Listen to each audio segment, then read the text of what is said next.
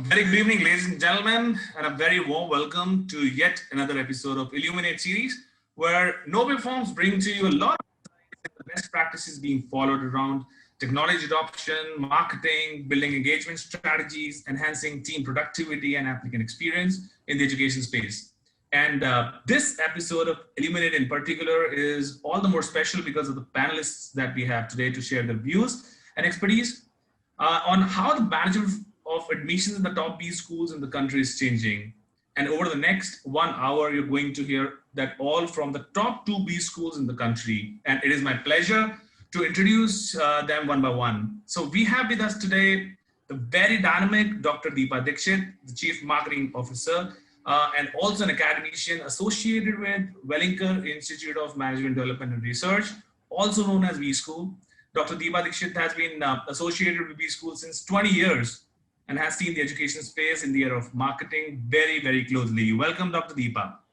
Thank you. Thank you, Suraj, for having me.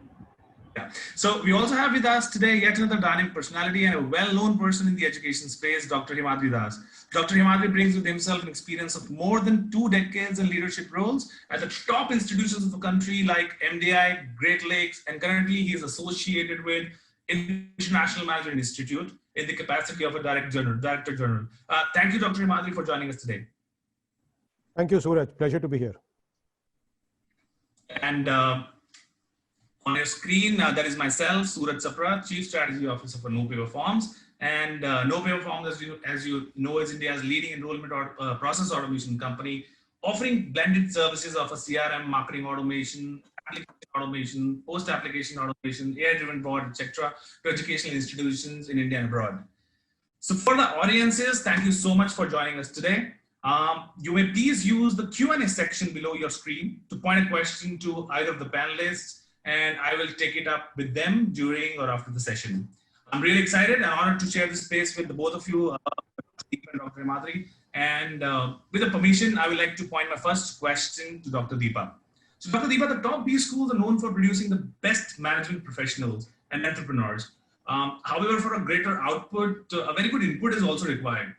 And as not every applicant you may accept as an admission at B school. So how do you go about ensuring that the best talent applies to your institution?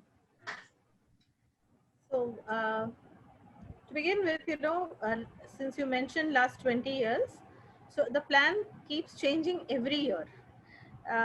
And certainly every 2 to 3 years, you have to do a course correction on what is it that the industry is looking for, and therefore what is the kind of talent that you would be wanting to attract and develop them in a manner that they do well in the industry and they're able to contribute. So in the initial, I would put it this way, that in the initial years, it was more towards specialization, domain expertise in marketing, finance, operations, and HR. That is what ruled the roost. So you would really look for people who have some kind of an ability that you can groom in these 2 years in these areas. But today, when as Wellinger, when we are looking at talent, if you look at the number of programs that we have, we would have programs in business design, in rural, and so on and so forth. So we are looking at developing people with what one commonly knows in management parlance as T-shaped professionals. So we are looking at people who have domain expertise, depth. So you would have domain expertise in healthcare, you could have domain expertise in rural, you could have, or some may call it sector, you may be very good at analytics and so on, but you would also have to have a horizontal understanding of how business works and what are you going to contribute to business. So it doesn't really matter whether you're an HR professional, a marketing professional, how is this business going to flourish. So we have to look at people who have the rigor to go deep, but also have an open mind and creative enough to learn. So when we are looking at picking that kind of talent, we design our selection process accordingly, and then we go back and say if this is going to be our what you may call the kind of student that we want to have, because we believe this is what will really add value to industry, and we will be able to give the student something that will help them develop their own career. then we should be targeting those kind of students. So when we do targeting of certain type of students as a business school, we also know that we will not be able to target a certain other type of students. So I think Yeah. that is the learning over a period of time, that uh, when you get some, you have to learn, or you have to understand that you will have to lose certain. You can't take all of them. This is not about mass education. If you really want to make a difference in their careers, for that there are other programs. So if you're very Yeah. serious about an MBA program, then we need to know that there are certain type that we need to take in and recruit. Yeah.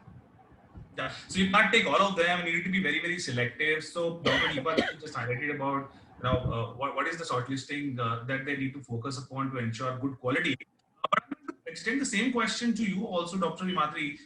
From a marketing standpoint of view, right? There's a funnel, right? And shortlisting happens somewhere down the funnel.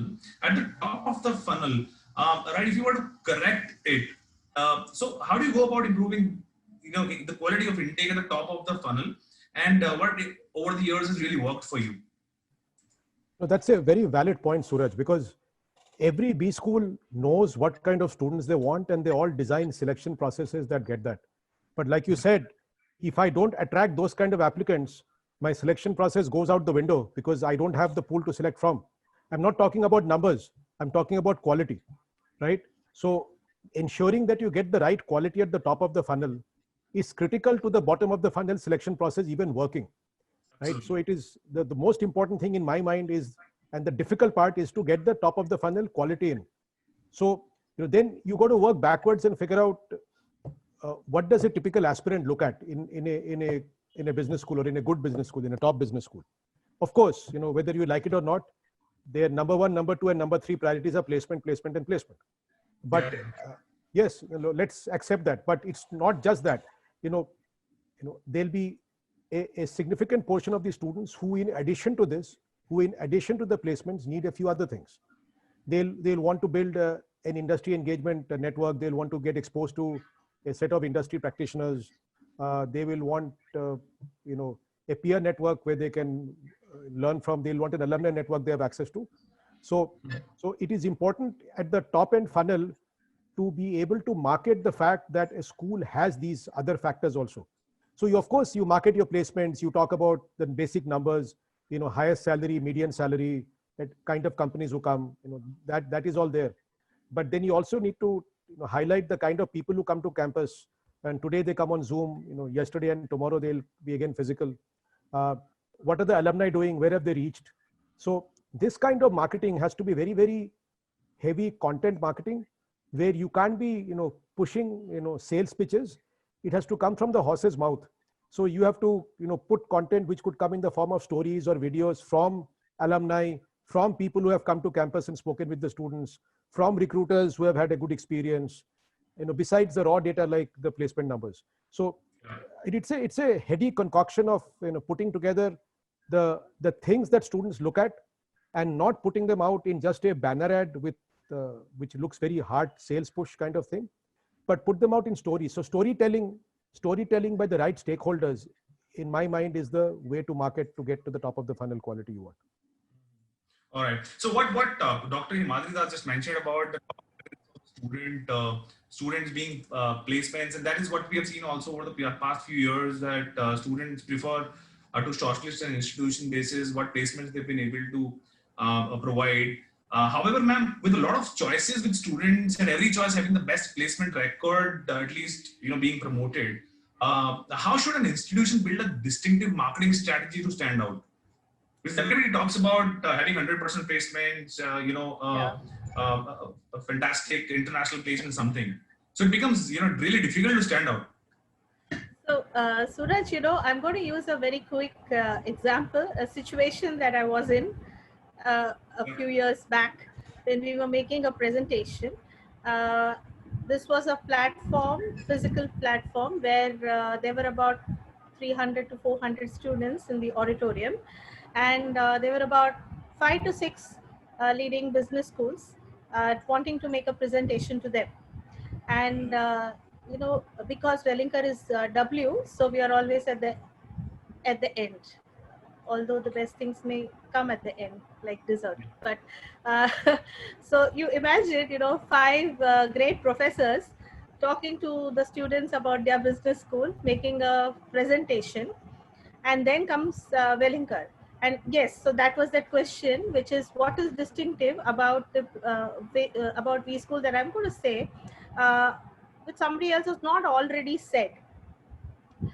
So what we finally did was, I looked at our presentation, which also had some similar slides, and we said, okay, everybody has an infrastructure. Is that something that you're going to take back with you? Is everybody has a professor? Yeah, unless you're an Amartya Sen or the great, the Pranab Mukherjee who teaches at IIM Ahmedabad, does a professor really know Deepa Dikshit from Neepa Dikshit? No, they don't, unless they really interact with you. Third is, you have great resources. Okay, that makes some difference, which is, what is it that you have in terms of learning resources. That is software. That is what you're going to take back. So like Professor Himadri said, I resorted to actually giving them an example of 3 or 4 types of students that we are absolutely clear that we can create a future for. So we shared with them 3 to 4 case studies of students which they could relate to.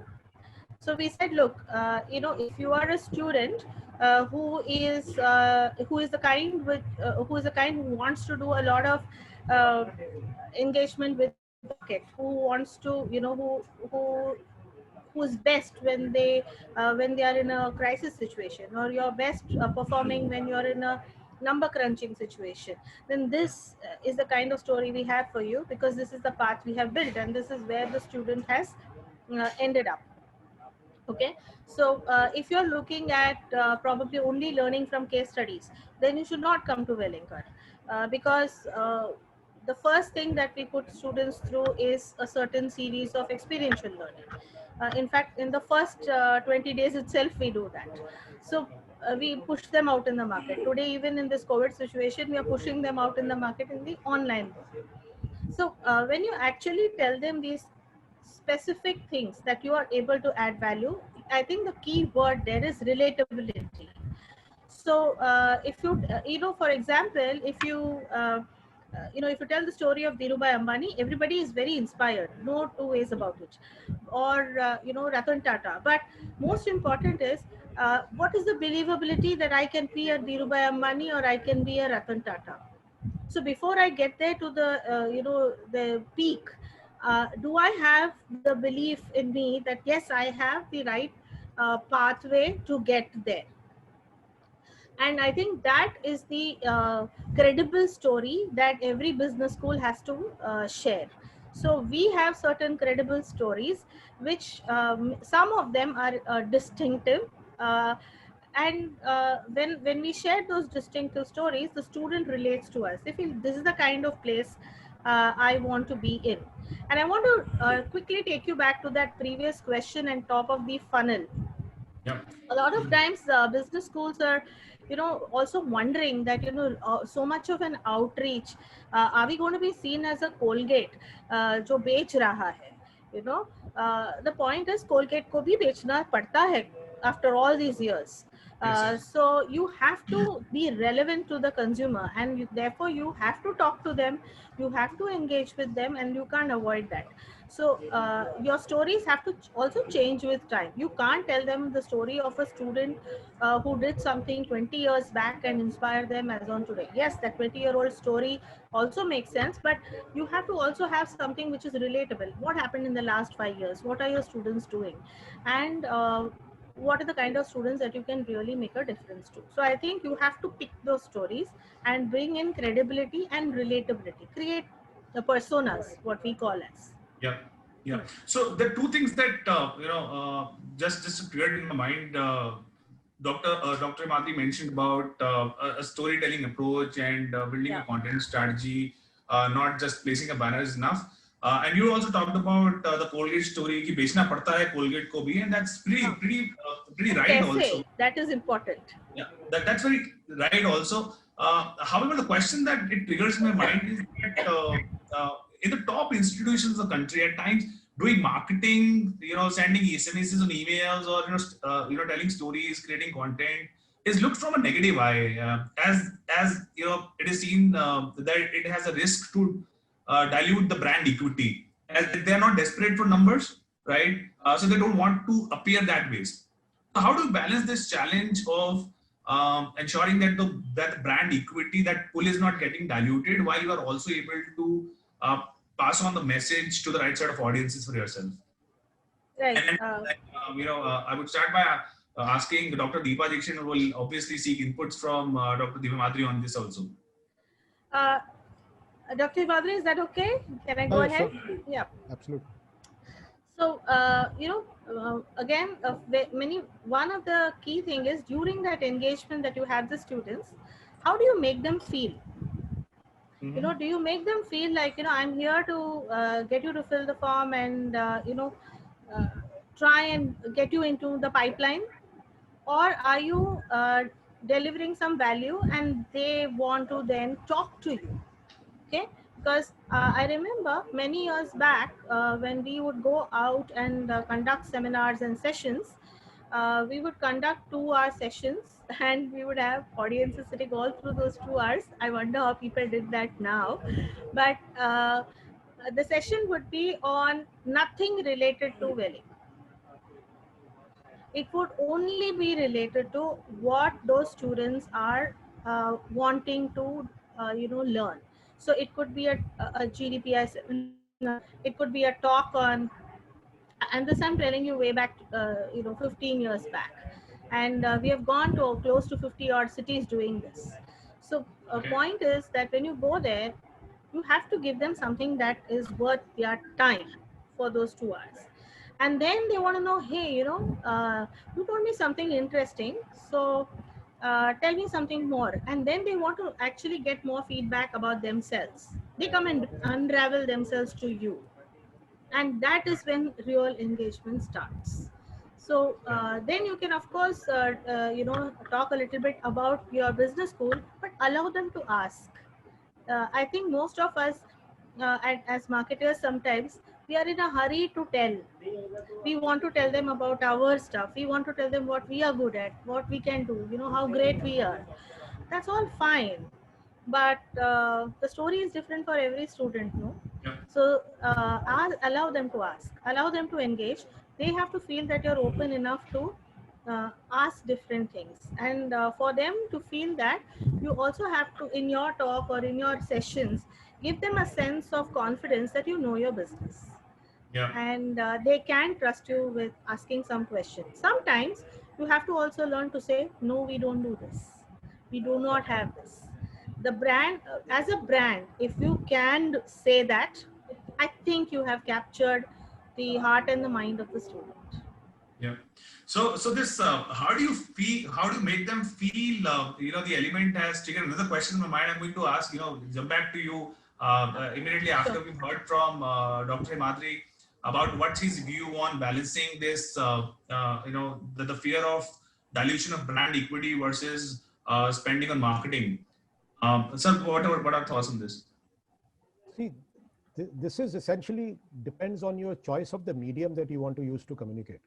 See, whereas, what Dr. Deepa said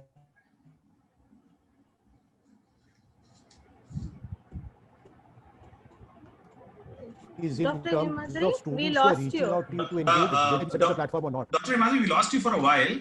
You mentioned that Dr. Deepa said after that we lost you for a while. So you'll have to come back from that statement. I'll start again. Yes, please. Is there still an issue with my? Am I fine. open now? Am I clear now? Yeah. Yes, this is better. Am I okay now? Yes, sir. So what I was saying is that there are two things. A, it depends on the medium you use to communicate, and certain medium will look more salesy than others. And what I was saying, the connecting to what Dr. Deepa said is that, creating experiences is always a wonderful thing to do. But the problem with that is that you can create experiences only with a small subset of your TG. Because even if you set up a platform, whether it's virtual or whatever, students coming onto the platform and being forthcoming with asking questions, the ones who do that, great, you can make an impact on them. But there are a lot of students out there who are not going to come forward, whether they are shy or whatever reason, they will not come forward with engagement issues like questions and asking you, how do you do this? How do I prepare for a GD? How do I prepare for this? So the key is that you have to reach out to a much, much larger subset of the TG than you can through these engagement platforms, right? So for that, what I was saying is that if you do SMSs and emailers, the same story on an SMS or emailer will be construed as more salesy than if it is on social media. And the reason is an SMS or emailer is targeted towards an individual. So I know that the guy is in the funnel because if I use a platform like say No Paper Forms, I know the guy is registered. So I have her or his email address and phone number.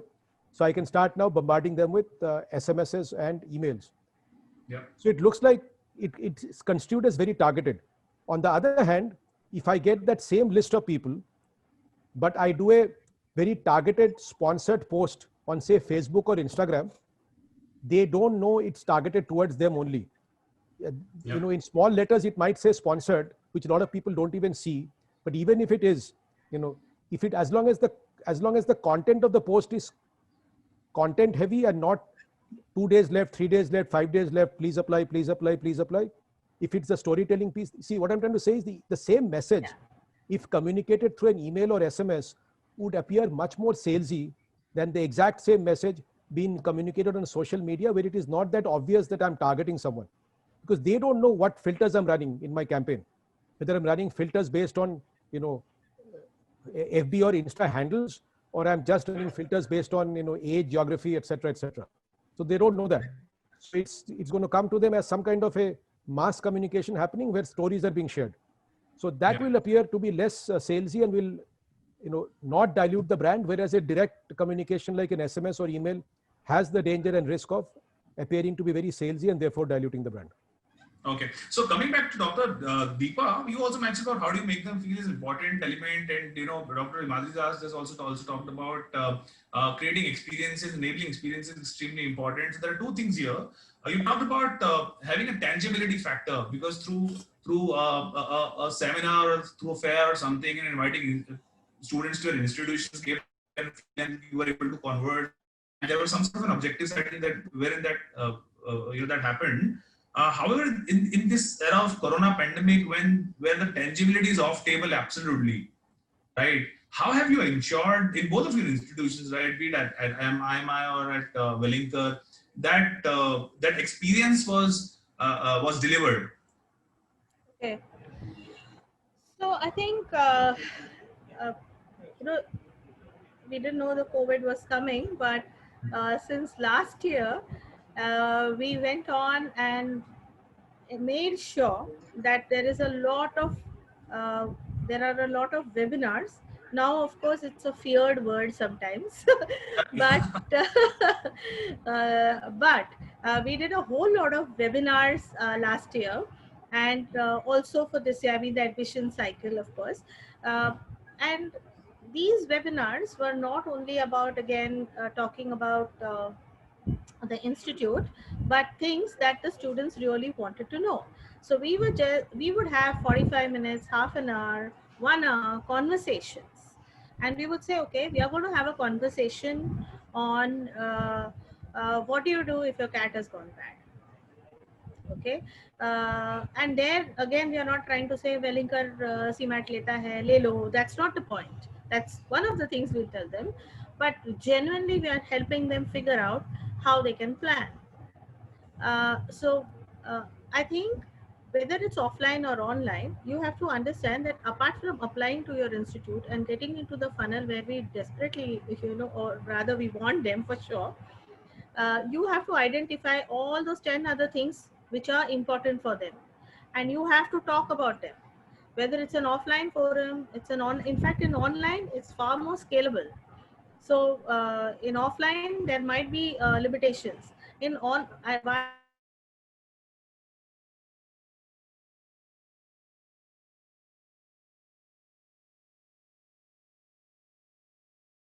that online forums are very We aren't able to hear you. We lost you.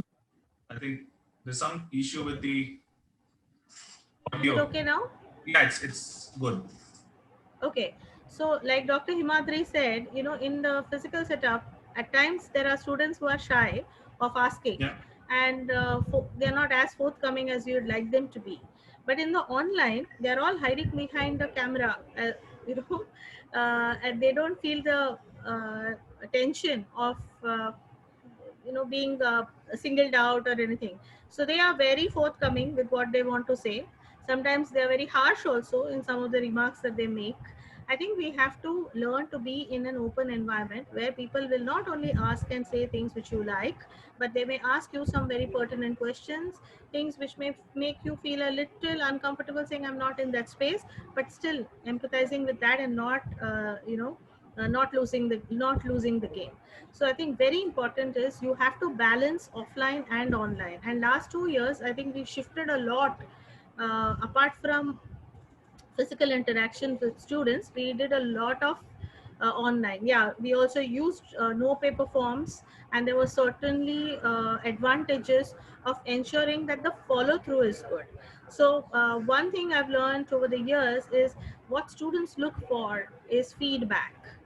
Yeah. If we whether it's in the class or whether they're applying, if they have done something, they want to know, have you got it?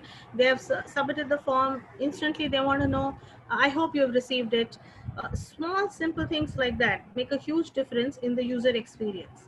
And similarly, when you're not online at all now and you're completely offline, you have to make sure that those interactions, there are some which are formal, and then there are those which are informal, where you have your alumni, where you Yeah. even have your team. And I think we have to remember that while education, business school, all of that is serious business, there has to be a sense of comfort when you talk to students, that they can ask you questions. So that's an art that people will have to learn to develop. Yeah. Great. You can't be Great. so intimidating that they feel कैसे पूछूं इनको ये सवाल. Yeah. You're losing, so you have to allow them to Absolutely. speak. Yeah. Yeah. So I'll come on this. What is the opportunity cost of not living good student experience? Before that, there are a couple of questions, so I'll pick one of them, and I would request the audiences to keep on putting up questions. We'll try to take all of them one by one in the conversation. So this particular question is pointed to Dr. Himadri, and it has been asked by Dr. Geeta. She says that my question is for Himadri, sir. Given that top institutions typically rely on pull marketing rather than pushing students to apply, how effective are email SMS campaigns for you? Does IMI run such campaigns? Like I was saying earlier, we do not run email and SMS campaigns. But I want to also explode a myth that top institutions have, see, everybody has a problem. See, we may not have a number of applications problem. If our only objective was to fill seats, it's walk in the park, but we have been upping quality. So over the last 3 admission seasons, just as an example, we have taken the CAT cutoff from 88 to 90, and this year it's 91, the one that we just closed. We just closed at 91. So 88, 90, 91 has been the journey. So to do that, you have to attract, like I was saying in the beginning, at the top of the funnel, a larger percentage of people in that high quality range. So it is not about filling the funnel with numbers, but it is filling the funnel with the right quality of people that we are targeting. And so we also have to, fight to get the numbers in that quality band. Yes. We may not have to fight to get the numbers period, but we have to fight to get the numbers in that quality band. And like I was saying earlier, this does not work with SMS marketing or email marketing at all, because it comes very salesy, very pushy. So it has to be, if I may use the word, some kind of subliminal marketing where you are constantly visible with stories. So whether it's on Facebook or Instagram, where most of the students are, a few of them might even be on LinkedIn, those who are a little ahead. So those who are currently working. So That's what works in our experience. SMSs and emails do not work because it turns people off, saying ki dimag kha raha hai. Whereas something on a post on social media, even if it's a sponsored post, doesn't matter. Yeah. A lot of people don't even notice it's sponsored. And if you go through your feed, it's in small fonts. And other thing is, even if it's sponsored, they don't know who it is targeted for. Maybe I'm reaching out to a bunch of people. I'm not reaching out to you in particular or somebody else in particular. So that is what works for us. But what I want to make clear to everybody in the participant audience is that it's not a question of a well-known B school or not such a well-known B school. Everybody is fighting for numbers. Some people are fighting for absolute numbers. Some people are fighting for numbers in a particular quality band. Yeah. That is the only difference. There's no other difference. Right. So, Dr. Deepa, would you also like to share your views on using email and SMS marketing as a way to reach out to your prospects and engage them? Because a lot of universities, a lot of good brands use this medium, but they have moved away from bombarding students to utilizing that in a very strategic and personalized fashion. Right. What's your take on this? Advice rather on this. I have not given up on email and SMS marketing. Like I wouldn't overdo it. So I wouldn't bombard them with one in the morning, one in the evening, trying to say apply, apply, apply. Okay. So I'd rather want to build a community, especially on email, to say, to put things that they may want to preserve. So when I send them an email, I may want to put, I may want to tell them that I'm going to send a series of 5 articles or 3 articles or 3 snippets on something which is very current, which they will find useful. And that through that, my idea is to let them know that, hey, this is the kind of stuff that you can expect to learn, and this is the kind of environment that we have here at B School. And in that, to dovetail whatever you want to say. So again, don't make it salesy. Don't just tell them that, this is the last day, this is the 5th day, 4th day, 3rd day. If you go into that spree, then obviously you've lost them even before you've begun. SMS is, I would keep them for important reminders. I would not abuse them with just telling them the same thing every time. I would keep them mainly for important reminders. I do believe that they have a role to play. But then now with the use of technology, you can build so many things even into an SMS. There are so many links that you can open up using an SMS. So it doesn't have to be, a bunch of words which you're bored receiving every morning and every evening. And, one quick thing I want to say, because I can just see a question if it's okay. I am representing an institute from tier 2 city, that is Aurangabad. How can I design my funnel? So I think for somebody who is in a second tier city like Aurangabad, I think the point that Dr. Himadri said, all of us have our own battles. So you have to be honest about where you are also as a business school. So if you know that this is what you can provide to the students, there's no point in, and if you're saying that I'm in a second tier city and this is my current position, you know what you're going to be able to deliver at the end of the day. There is no point in gunning for 95 percentile. I'll, contrary to what he mentioned, this year we did a little twist at Wellington. Yeah. Because it's out in the public, everybody can see it, so no problem sharing that. So we have a healthcare management program, okay, and over the last 8 years we have been studying who are the students who are taking this program. Of course we know whom we are targeting and all that, but finally who are the ones who are serious and doing well in this program. When we go back and see, they are extremely good in academics, but half of them or more than that, they don't even know there is something called CAT that exists.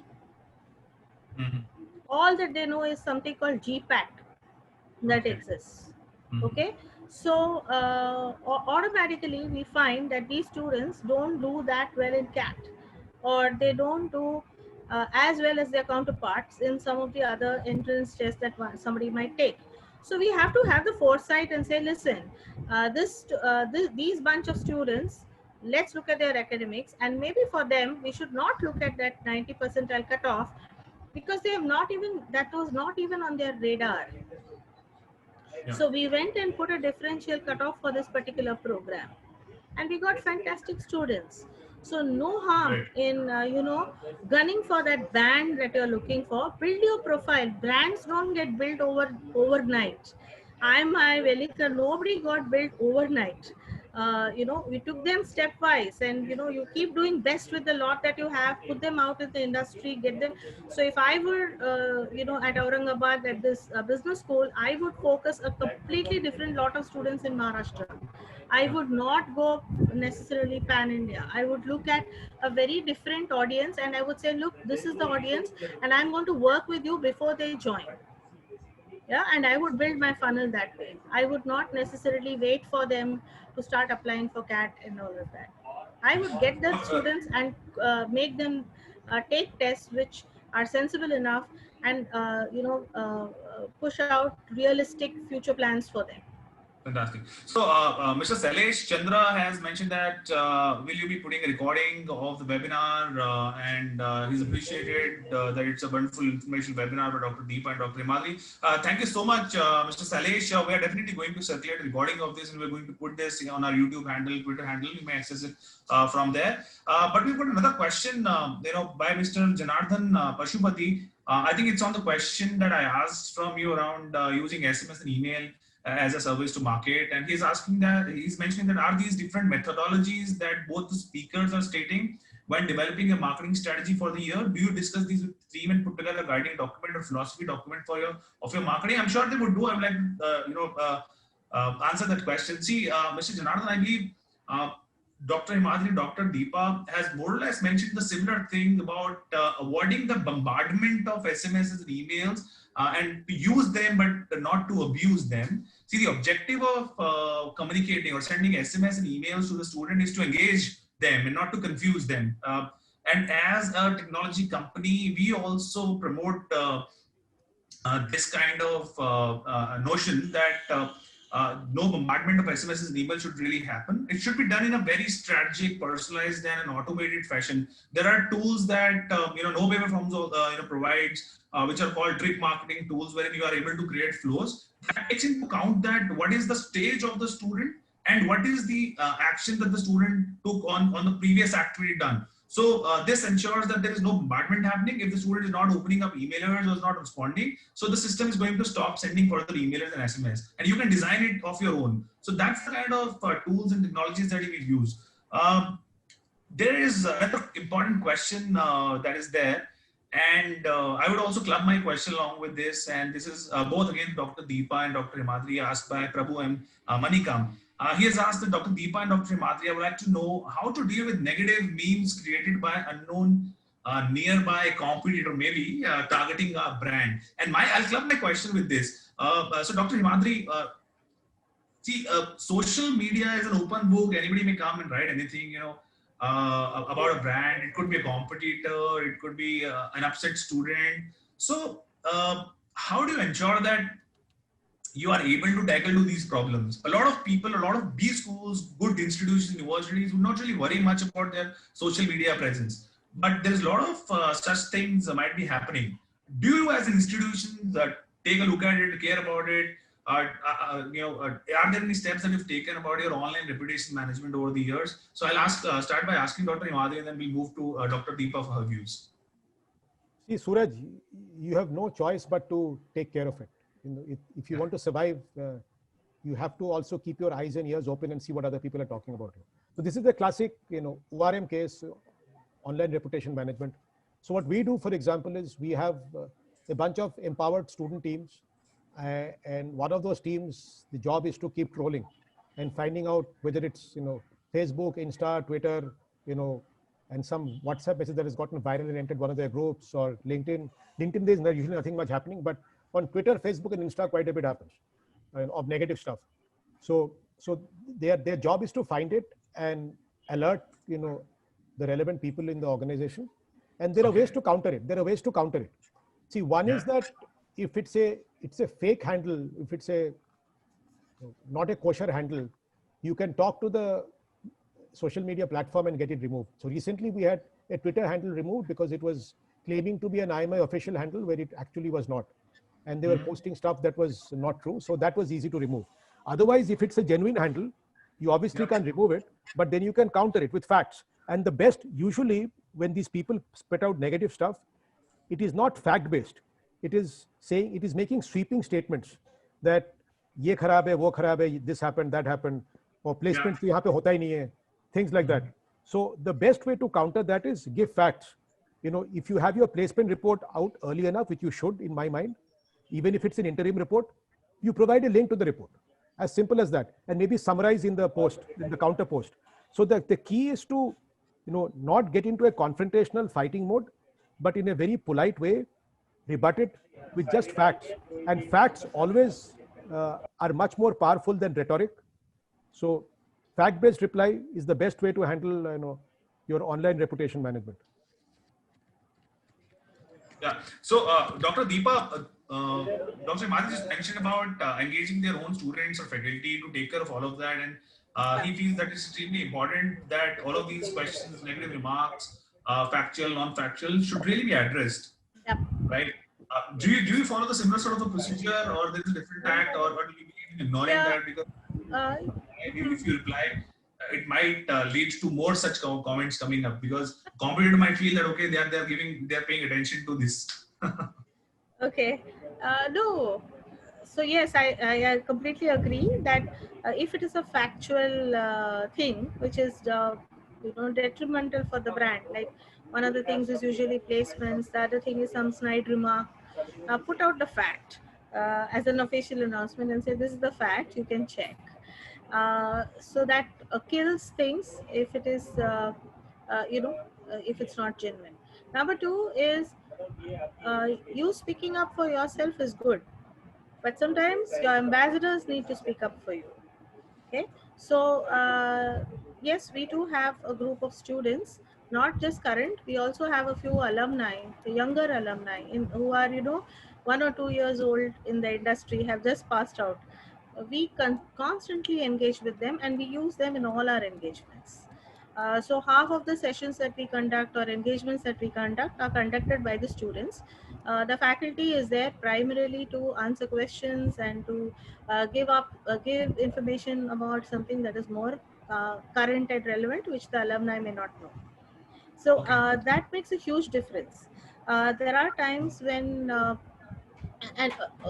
we've had an instance. I think Pakalga is a platform. I don't know whether we can say that, but it's a platform where all B schools are, have threads, and all students come there and speak their mind. Not always exactly like what you may have envisaged it to be. But I think it's important as a brand that your voice should be heard. Running away or ignoring it is not going to, change things for you. So facts, one. And second is also fun. So if your competitor is talking about you, good. If they're talking faff, just ignore. Don't make too much about it. Make fun of it. And that's why I said what type of news they're spreading, that is important. So if they're just making some funny remarks, just ignore it. Let your students handle it. You don't have to fight all the battles. That's a reflection of a lot of self-belief and confidence. Don't waste time. Your students will take care of it. And usually, we have experienced one such where we were going to put up some results or something, and there was some delay. And because consistently we had always spoken to students, the other students said, "Hey, what is going to fall apart if this information comes 2 hours later?" So Wellinger was not talking for itself. It was the other students who did, and we didn't pay them to do it. They are not our influencers or bloggers or anybody. They are genuine students. So you have to be credible. So you keep your engagement consistent. People will take up for you.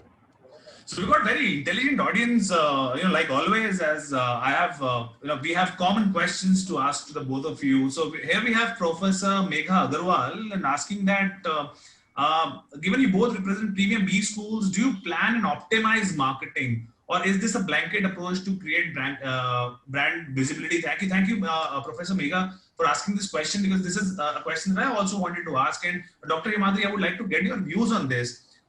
One of the major challenges that we as a technology company and an education company saw was that most of the marketing spends that were being spent were assumption driven, right? So there was no data driven approach, not just to spend money but also not to optimize. So everything was happening after the end of the sessions, right? So how has that changed over the period of time, and how has technology adoption helped you to do that, and up to what extent? What is the kind of impact adoption of technology led for you to do this? Well, technology definitely has helped. Now, but before that, let me take a step back. I think we need to, in general, distinguish between, there are two kinds of marketing that happens in an admission cycle. One kind of marketing is to fill the funnel from the top. The other kind of marketing is for people already in the funnel to push them down to the bottom. Yeah. And there are two very distinct strategies. So when I was saying, I'll taking a step back on purpose to give context, when I was saying emails and SMSs is something we don't do it to fill the top of the funnel. So we don't go out and buy mailing lists, or we don't go and buy SMS lists and send people saying that, come and register, come and apply and come to the top of the funnel. We don't do that. But once you are in the funnel, then then it is proper permission marketing. If the guy has registered through, say, an NPF, then that person, she or he, has given us their email address and phone number, and they're in our funnel now telling them that the deadline is so and so, or sharing some stories with them on email or on SMS. That is a very different thing than using email and SMS at the top of the funnel. Now, having made that distinction, most of our marketing spend is on top of the funnel, right, to get the right quality of people into the funnel to come and register. So for that, we use third-party publishers also, who are, say, portals, or who are essentially information aggregators, and they will either put banner ads, or they will put sponsored posts, whatever. Now, in the past, like you said, Suraj, it was the guy would come and sell and say that I have so many eyeballs, I have so many page views, I have this, I have that, and therefore if you spend so much money on me, you will get so much visibility. First, A, I have no idea to even know if those numbers are right. And B, so what? You have so many page views. How many of those page views are relevant to me? How many of them are part of my TG? So the thing that we have really, really benefited from using, NPF is that you can do attribution analysis of all leads that come in. Essentially, anybody who comes into the top of the funnel, by definition, someone who registers on the landing page. So that's my top of the funnel. So I know where every top of the funnel guy came from. If they come through some online platform, because they would have clicked somewhere, and then on clicking on that somewhere, they would have come to the landing page, and they would have put in their registration information, making them a top of the funnel lead. And because of the UTR codes that a platform like NPF gives, I can do this attribution analysis, to each and every partner that I'm using. In fact, we have tried to use it. It hasn't worked too much, but we have put QR codes on newspaper ads. I think people are still not scanning it. So we are not getting any, or maybe nobody's looking at newspapers. Whatever it is that we have not been able to, tie back attribution to that. But to all our digital publishers, partners with whom we are spending money, we can tie attribution. So now we are getting into models with them, which are success fee based models. So we are telling them that for every application or every verified lead, depending on where we want to step in and do the rest of the funnel management ourselves, that can be attributable to you as a source, we'll pay you X amount of money for it. As opposed to paying them a lump sum and then say, Ram Bharose, whatever happens, happens. We are saying that we will pay you on the outcome that you generate, which I can attribute to you, and it's transparent. You can look at my dashboard, I can share it with you. And whether I measure it at the application level or the verified lead level or whatever level, that is my headache, depending on where I want my team to come in and push. So some B schools might say, as long as you get me a verified lead, baki main kar lunga. So I'll pay you for the verified lead. I might say, that is not my business of constantly pushing people who are in the funnel to apply. So you have to create enough engagement content on your platform to make that happen. So I'll pay you only for an application that I can attribute to you. That will vary from school to school. But the point I want to make is, people should start using the attribution capability that technology brings on a platform like NPF to know which publisher is delivering value and which is not, and using that to pay them, and also using that to decide whom to drop next year. Because we have been dropping people, and this year we're going to drop people compared to what we had last year. we saw that nothing was happening. And all of that blame of losing business is going to come to us. Trust me, introducing all of these concepts of verified lead and inventory-based tracking, we are not very popular amongst the publisher and marketing agencies fraternity. But Suraj, you have to be popular. We are happy to take that blame though. Because you have to be popular with your clients. Absolutely. It makes Absolutely, my marketing spend. It makes my marketing spend much smarter. Yeah. Much smarter. That's the belief that we've always worked with, and we are all thankful to all the support and belief that people like yourself and Dr. Deepa have always had with us on us. So I'm going to ask you another last question from my end, and have to jump to the questions. A lot of questions we've received from the audiences, very valid questions they've asked. So my question to the both of you and Dr. Deepa, I may start answering that first, is that there are a lot of technology-based products, Dr. Deepa and Dr. Himadri, with different set of competencies. However, when it comes to making a choice, which you have to do in just 2-3 presentations, and by the way, a great presentation doesn't mean a great product. So how should the institutions be going about the shortlisting of the best technology to meet their needs? What are the must to evaluate parameters as per yourself? Okay, a couple of things that I look for is I'm always afraid of a great presentation and a great presenter, because that's a great distraction. And it sometimes, keeps you away from looking at whether the thing really works as good as they're talking. So I think the focus should be on how easy and simple is it for your team to put it into action, okay? And how quickly can this be rolled out? Okay, so usually when people come to pitch, they say we can begin with this tomorrow, and that tomorrow starts after a month. So what you have to understand is technology being technology also has its own demands. So you have to be absolutely clear what is going to be the cycle time for from the point of say go, we are taking this to the implementation. And it would not hurt for you to go out in the market and check on these people. If they are startups, okay, then I would not advise that you hand over a very important assignment to them. You have to encourage them, and probably you have to find some new players also. So give them something and most of us look out for these kind of vendors when we actually have to get the work done. So look out for these people much before the work has to get done. Give them a small assignment, try and see how do they scale up to it, how quick are they on response to some of the finer points that we may want implemented. Please check on the bandwidth. Sometimes it's 2 people working and they're working for 20 brands, and they have no bandwidth with them in terms of mind space and ability to quickly come back. So look at what is do they have a reasonable band size of people, bandwidth of people.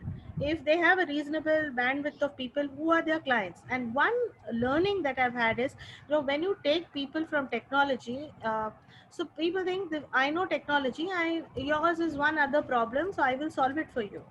No, I think they must have an understanding of the education sector, and they must understand that customer cycle, where here we're talking about the student and the institution, because that is not a learning that I'm wanting to pay for. Okay, so we would expect so when you're looking at some partner, they may have great technology for customer service or whatever else, but if they have not done any work in the education sector, they are going to take some time. So if you're willing to invest in that kind of a time and building that vendor, it's a different story. But if you are working on a reasonable budget and you want to get more productive, see, because most of us, when we use technology, we want to be right in the initial stages so that we can get more spends happening in that space, because then only conviction is going to come. So I would look at A, team size; B, does the person have some experience in education; 3, what is the cycle time for implementing this technology; 4 is how simple is it for my team to use this technology. If it's going to get complicated, my team is going to not use it as productively as I would like them to use it. And Yeah, that's a great answer. the last point I want to say is sometimes you have to kill the plan B, which is Okay. when we, for example, when you start, using no paper form or any technology that you may choose to, you have to stop using that Excel.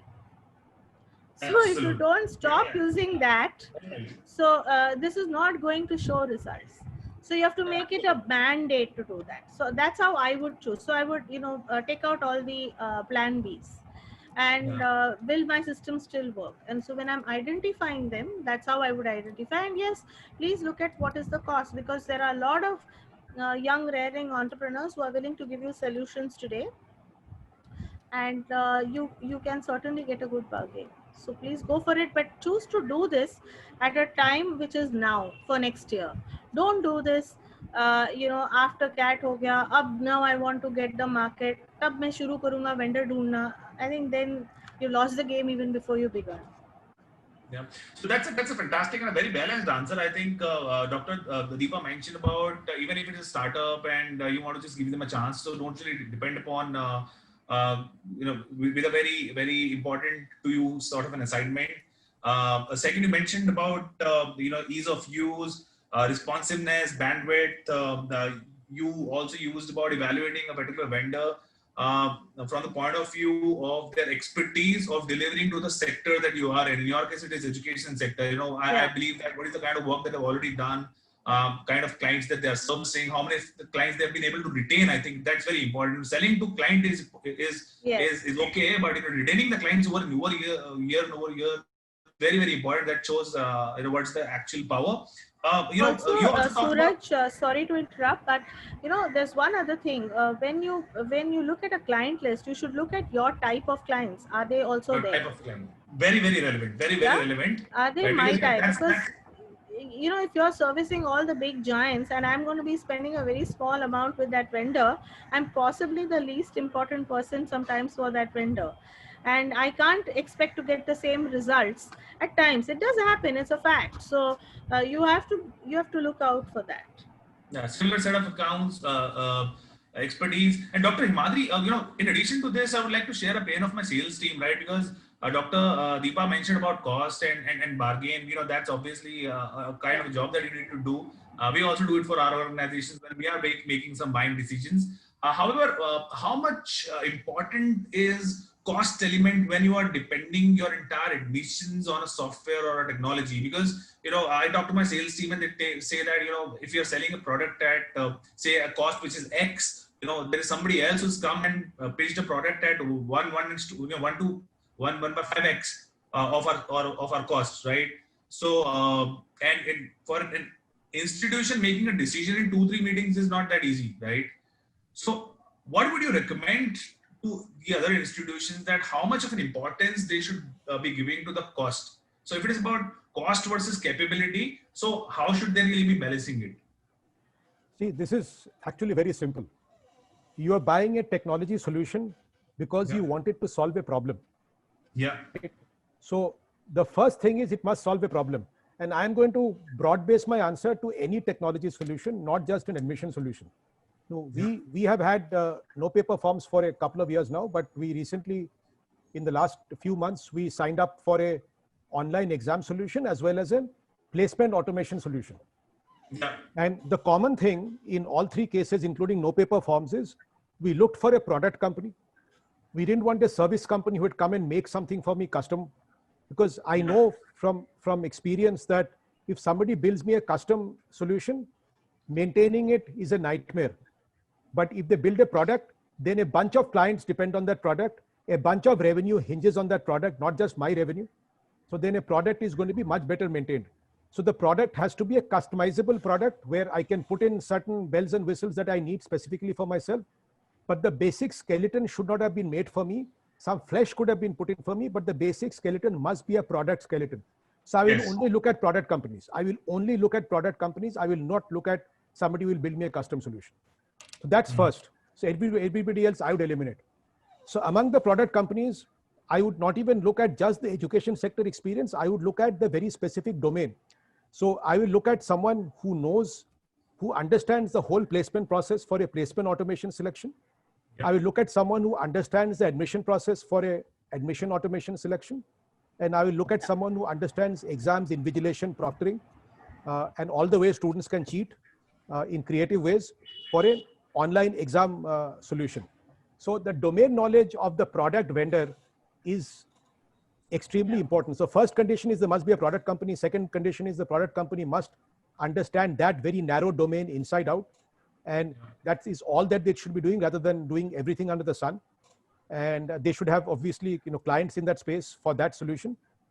And then the cost is something that is important, but initially I will not look at cost. I will look at these conditions, and then everybody who meets these two conditions of being a product company and having very narrow domain expertise, I will call them for a technical demonstration and ask them questions. So we will grade them technically through a committee. We'll grade them technically. Some people will get dropped out at that stage itself. And the people who make it as per the technical shortlist, they will be asked to give a commercial proposal after that, not in the beginning. So I don't even want to look at costs upfront because I don't want to get biased. So the guys who make the cut on the technical capability, whether it's 2 guys, 3 guys, whatever, then I'll ask them for a cost proposal. And that is important to protect me because I need to make sure that I can negotiate. So if I get only 1 price, what am I going to negotiate on? But if I get 3 prices, then I can tell this guy, look, I think your capability is stronger, but your price is too high. I can't justify. So then there is a conversation. So that is the stepwise thing that we do it, and I would recommend others to do it. Okay, I think we got some great insights from Dr. Deepa on how the evaluation should be done. And then by Dr. Himadri on, it is the product first and then the costing second. Obviously, both of these has to be balanced. There's budget for everything. So what is the kind of value the product is going to add? There are certain criteria which Dr. Deepa highlighted, and at what cost it should really happen. So it has to be corresponded. There has to be conversation, logical conversation on getting on a price. So that's from my end, as far as all the questions I wanted to ask from you. And I thank you so much for all the answers and learnings that you gave. Today, there are a couple of questions that I'd like to pick from the audience they've asked. So one of the questions is from Mr. Raj Agarwal, and he says that what are the 3 best ways to utilize the SMS and email marketing campaign? No doubt that sending reminders, sending useful notes, blogs, sending successful alumni stories can be achieved through this. But from the student point of view, how can they become more responsive towards these campaigns? I think, and the second element of this is the question is asked to Dr. Deepa. He says that as Deepa ma'am was saying about building a community for email campaign, if she could elaborate more on how can an institute build communities around such campaigns. So the first part of the question, I would request Dr. Himadri to answer about what are the 3 best ways to utilize SMS and email marketing and how you can ensure that students are more responsive towards the content being sent. Okay, so this is, I've read the question also again while you're speaking it. This is for people who are already in the funnel. So they're talking about reminders and this and that. So just sending a reminder, might be a little boring and also very pushy. So the trick is to, in addition to reminder time, now that they are given you permission to market to them, they are in your funnel. Sharing things that are useful to them, not just about you. I think this was mentioned by Dr. Deepa earlier on in the conversation, that not just tell them that our alumni have done this, we had this CEO come and speak, or, our faculty got this award, or our current student won this award. Other than that kind of content, there might be information that is useful for them in their preparation, because they're now preparing for the next round. They have already, or some of them, if it's early in the cycle, they haven't taken the CAT yet. So if somebody registers in September or even October, CAT is on end of November. So we can even send them CAT tips. We can send them. See, the point is that it's very simple. If you give them stuff that is useful for them to consume, they will consume. So there has to be something in it for them. I cannot be sending them only something that in it for me, the marketeer. I have to send in it something that's in it for them, the consumer of that content. So as long as they find the content useful for them, they will keep opening it. And then in that same content that they open, because there is something useful for them, you can always slip in some content along with it that shows you in good light. So it has to be a very, optimal mix between giving them something that is useful for them, independent of whether they come to you or not, to make them want to open it. And while it's been opened, you can always, marry that with some content that will make you look in good light as well. That would be my advice if somebody wants to know how to optimally use it. Great. So Dr. Deepa, he wanted you to elaborate on your answer about building communities, engaging them. So what would you like to say about that? Okay, so building communities, I mean, usually there are students who are a little geared on what direction they want to take after their MBA. So let's say if there is somebody who wants to pursue a career in finance, or somebody is trying to explore uh, how to figure out which type of industry he or she is a fit for. So these are questions that they ask you, and you don't have to rely only on the new student who's coming and asking. You can rely on last year's data, for example. You know what are the questions that are most asked, and I'm not talking about an FAQ. I'm talking about the institute, but frequently asked questions about students for themselves. So why don't you, one way of building a community is develop themes like that, and these could be online. These could be done online. You can use Facebook, you can use any platform of your liking, and constantly put things up in that direction. So if somebody wants to, if you find that there are people who want to take up finance, why don't you build some interesting platform for students who want to take up finance in the future, and you keep populating it with interesting information, bring in some speakers from time to time, give them some input that they can use during their selection, etc., and get people to join over there. Now a lot of students, a lot of us also use Instagram for this. You can which is now more popular with the students. So you can build communities on Insta. You can build WhatsApp communities also. We have done that. um, and you can have regular chat sessions. Not everything needs to lead to a form sale, because it will eventually lead from there only, because they are going to be promoting your reputation. So building a community means building people who will talk good for you, about you. Yeah, great. Yeah. So a couple of more questions are there. I'm going to pick up last three questions. Though there are a lot of questions, and we're going to try and answer them offline. However, last three questions for the day I'm going to pick up. So one of the questions has been asked by Rakesh Goyal. He asks that where exactly B schools heading in terms of marketing, attracting students? Are you facing challenges from upgrade of the world? That's an interesting question. Himadri sir, if you may, shed some light on this. No, we are not facing any challenge from upgrade. Upgrade is catering to a completely different market. Upgrade is catering to people who have no intention to come into school full time. They are catering to working executives who want to just get another, degree or a certification while they're working without going through the immersive experience of a B school. So very, very different TGs. There is zero competition with upgrade because the TGs are fundamentally different. All right. Yeah. So there's another question. There are two questions I think that will lead to a common answer. One of them is by Sudan Chauhan. He asks that most of the students verify the quality of institution from senior or second, third batch students before the admission.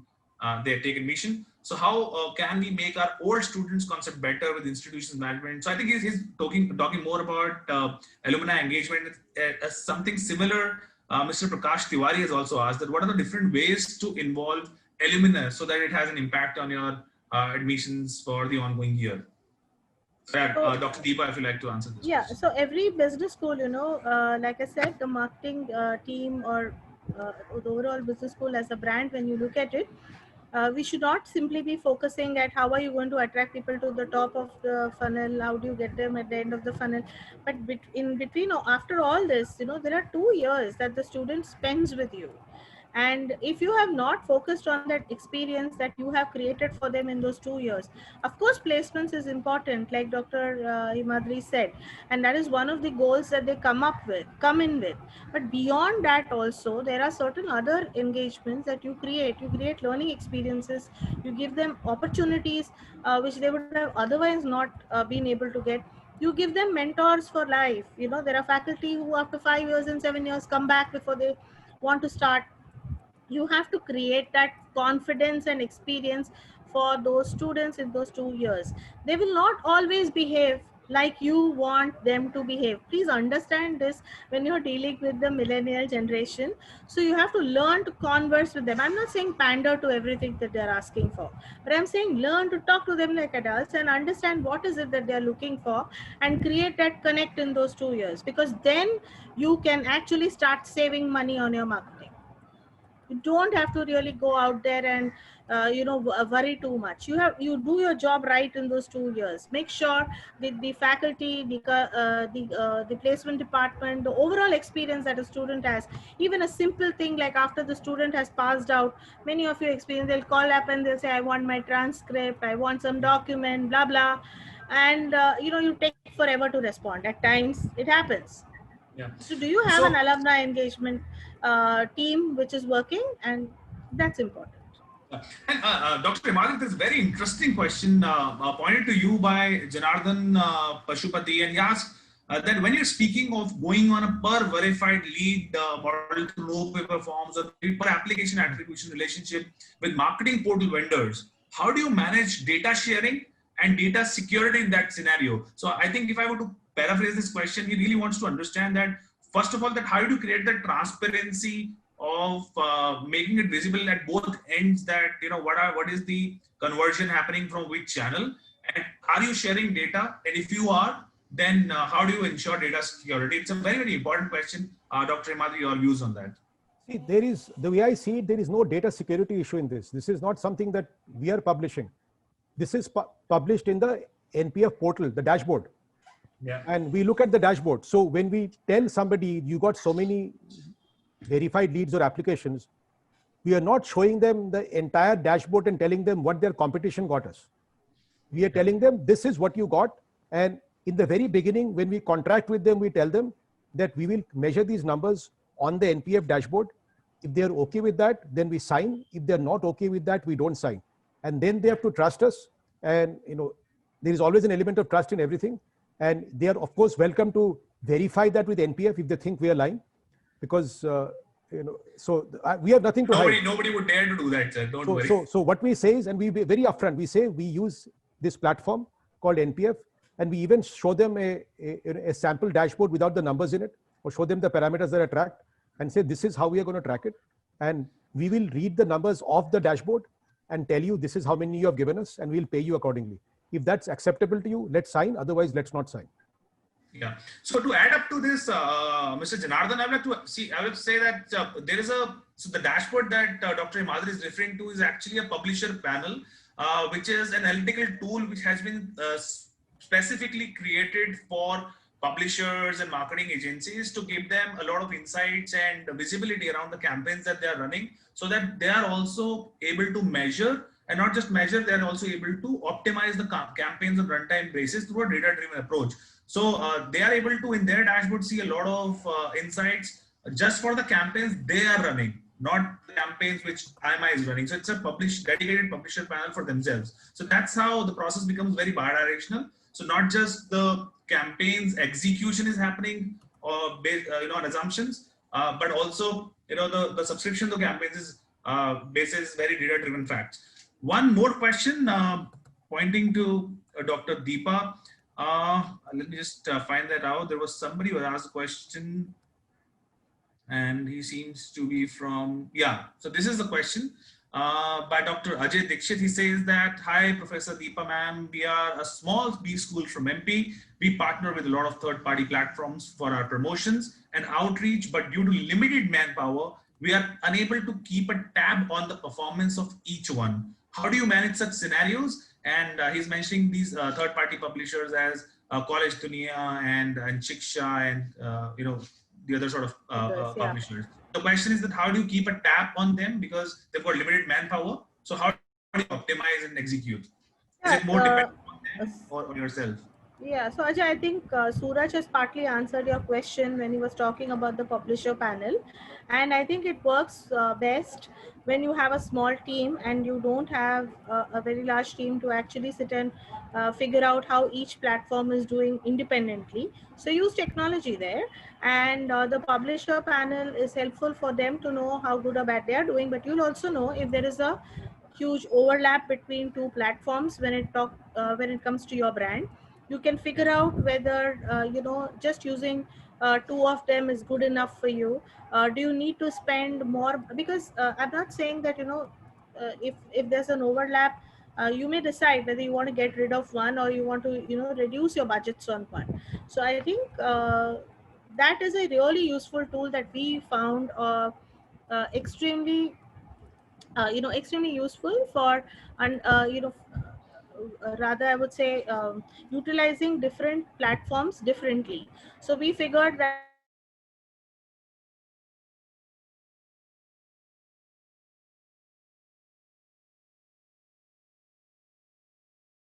you need primary leads, you also need secondary leads, because you don't want a student just going to a platform, looking at you, giving in the details, and then disappearing.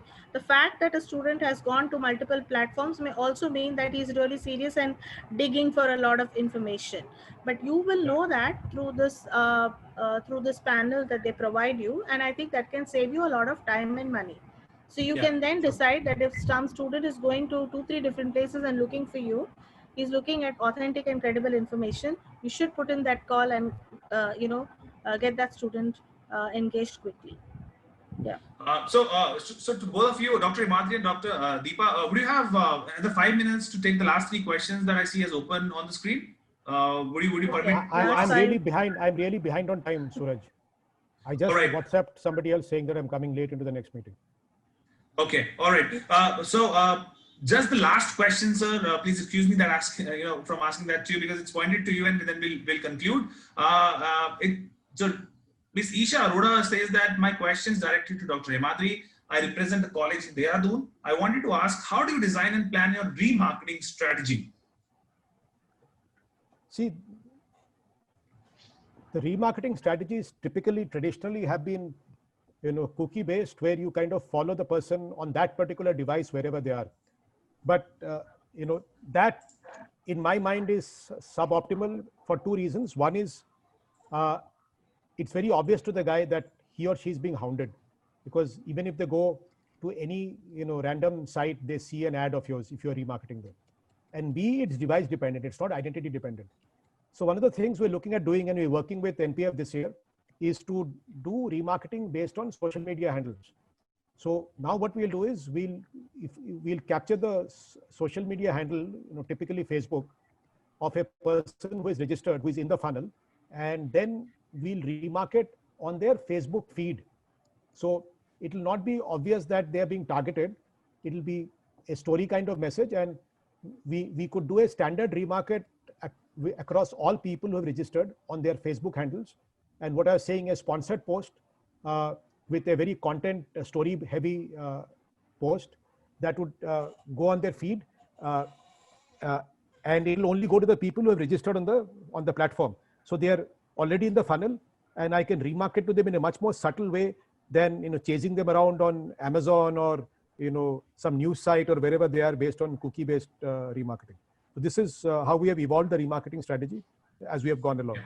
And that's where we are going to work together this year. So with this, Dr. Imadri Das, I think I'll be able to continue for another 5 minutes with Dr. Deepa Dixit, and you may proceed with the next of the meetings. But I really, really thank you for taking out time and stretching it for 20 minutes further. I really thoroughly enjoyed all the conversations that we had. Really appreciate your time, sir. Thank you. My pleasure. Pleasure to be here. Thank you, Dr. Imadri. Nice listening. Same here, Dr. Deepa. Nice to meet you, Dr. Deepa. Okay, Suraj, thank you. All right. So for the audiences, we're going to stay back with Dr. Deepa, and we're going to ask her further questions. There are 4 that I see which are yet to be answered. The question which recently answered by Imadri sir was of Ms. Isha Arora. There's another question by Vikrant Singh, Dr. Deepa, and the question is that what different activities or planning you have done comparing the past year to keep your benchmark high given COVID situation? Okay, to be frank, we did not think about this COVID situation when we did our planning, because our cycle is much earlier. We concluded our selection, or rather our interviews, way back in February. But before the COVID really got too serious and lockdown started happening. but yes, there was some part of it which we had to continue. So one thing which we understood was, you're all in it together. So what is happening with you is also happening with other B schools. So Yeah. don't lose confidence that the students who are looking out for you are not going to come to you. The second thing is, try and understand the students' priority at this point in time. So these are students who could be having parents who may have lost their jobs, or who are not sure whether the fee is something that they're going to be able to pay. Do you have a strategy for that? If you don't, then you should have one. Two is, if you're a business school which is dependent a lot on the local community. That is, let's say you're based out of, like somebody said, Madhya Pradesh or Dehradun or any other place. If Yeah. most of your students are coming from the local geography, then perhaps your worry is a little less, because you know that they may give up on some of the options which are outside of their location, because the next after the next, like for example, Karnataka has just declared that from 1st of October they are going to start face to face colleges. Yeah. This announcement has just come, and West Bengal is probably thinking slightly before that also.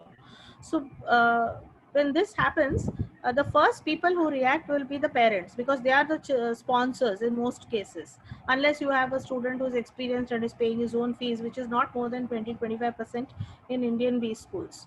So the parent is going to certainly want to try and save some money. So if when they're wanting to do that, they're going to see, is there a B school? If you're in a B school, who are your comparables? You have to be very clear about that.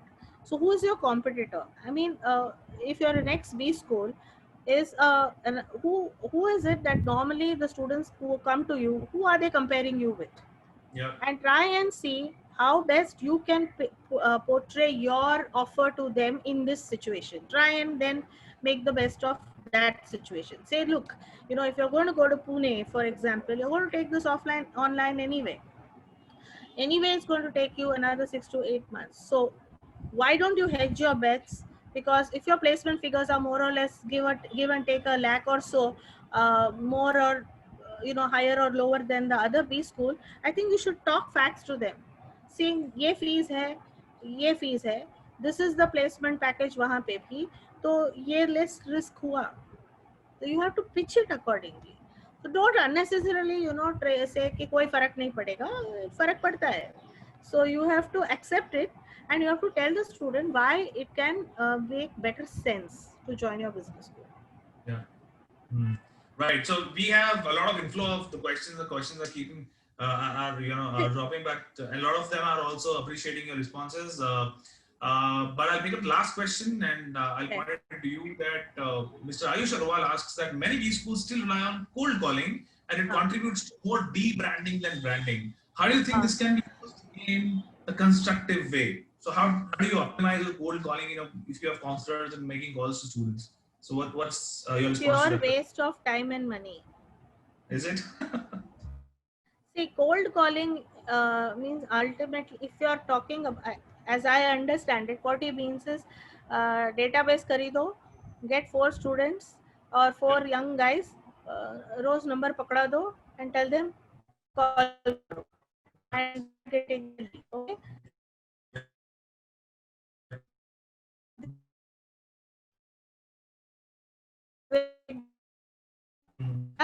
So finding the needle in a haystack. It's ridiculous. You have some, let's say 2 lakhs data you got from somewhere.